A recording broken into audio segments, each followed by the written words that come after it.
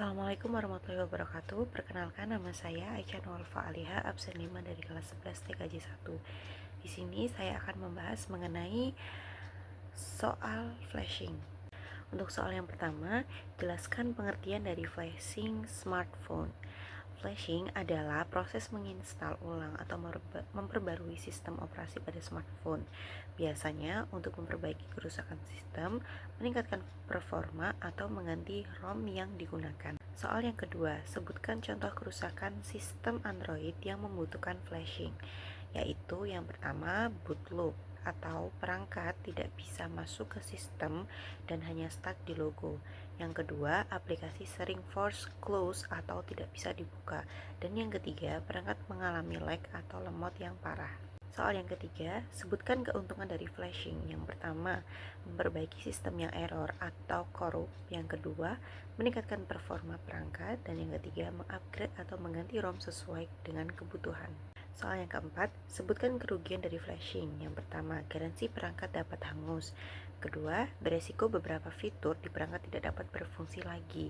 Dan yang ketiga, masa atau jangka umur perangkat menjadi lebih pendek. Soal yang kelima, hal-hal apa saja yang perlu diperhatikan sebelum melakukan flashing? Yang pertama, melakukan backup data penting. Yang kedua, memastikan daya baterai cukup minimal 30%, dan yang ketiga, mengunduh firmware atau ROM yang sesuai dengan perangkat, dan yang keempat, menginstal driver dan software yang dibutuhkan untuk flashing.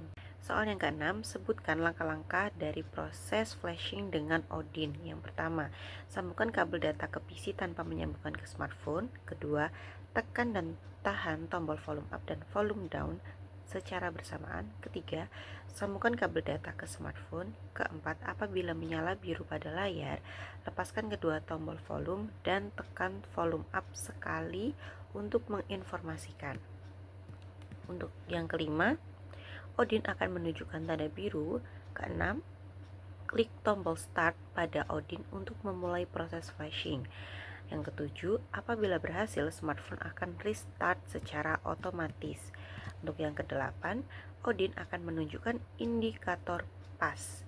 Dan yang terakhir, yang kesembilan, cabut kabel data dan mulai setup smartphone. Sekian penjelasan mengenai pembahasan soal tentang flashing dari saya. Mohon maaf jika terdapat kesalahan ataupun kekurangan.